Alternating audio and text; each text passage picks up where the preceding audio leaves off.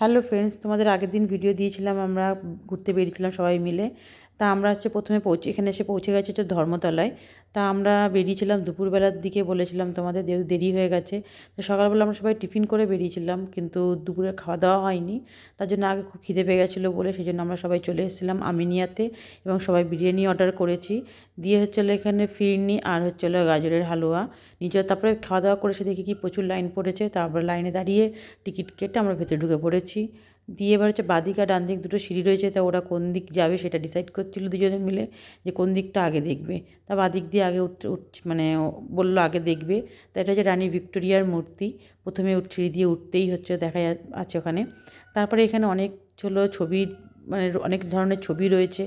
তারপরে নানা রকম মূর্তি রয়েছে, সেগুলো এক এক করে দেখছে, এবং ওরা মানে সব কিছু পড়ছে, জানছে অনেক কিছু। ওরা আরও অনেক কিছু দেখেছে এবং অনেক কিছু সব জেনেছে। তা সেটা তোমাদের পরে নেক্সট ভিডিওতে জানিয়ে দেবো। তা এখনকার জন্য এইটুখানি। Tata, bye bye. ভিডিওটা ভালো লাগলে লাইক, কমেন্ট, শেয়ার করে দিও।